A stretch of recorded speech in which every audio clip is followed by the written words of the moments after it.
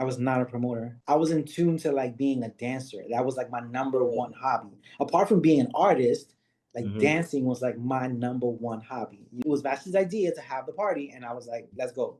Vashtie, she had an ex-boyfriend who was a breakdancer. And I met him first, and we would always go to like, the Rock City anniversary. There was like these dollar jams in Bushwick, and every kind of sort of breakdance event, I would always like go with him. You know what I mean? And then eventually I ended up meeting Vashtie. We had so much in common.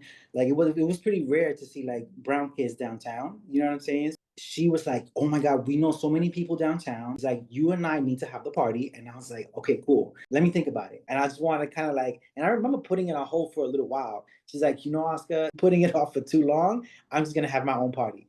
And I was like, "Okay, this is the idea." Even though I was down, I just didn't want to have like a regular party. I didn't want to have like a bottle popping, like kind of sort of scene.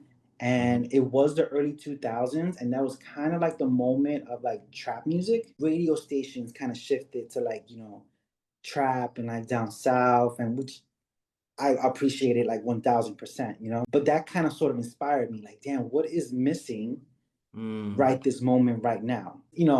I grew up in the whole polo era. You know what I'm saying? I did not have a lot of polo in the 90s. I did have one or two pieces, which were hand me downs from my cousins. That kind of turned into me digging for vintage pieces, specifically digging for those pieces because I knew what was hot then and I knew what would work now. So I started wearing it to 1992. And then this whole like that opened up this new door of people that wanted to come to the party dressed in polo. You know what I'm saying? Dressed in Hilfiger. It aligns so well. You know what I'm saying? The theme of it, the fashion, the dancing, all of it. When we started it, there wasn't a party like ours. There wasn't a 90s theme party.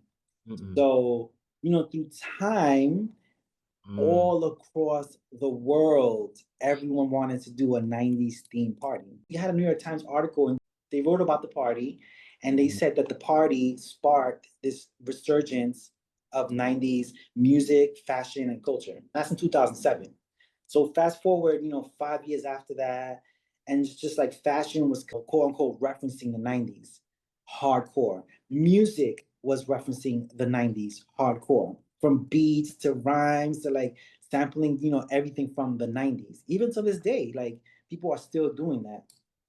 I myself don't own the 90s theme aesthetic. You know what I'm saying? Like that was a whole that was a time where it was like a community of folks that, contributed at that time.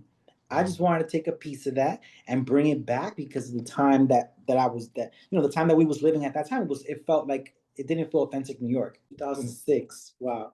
20 years ago.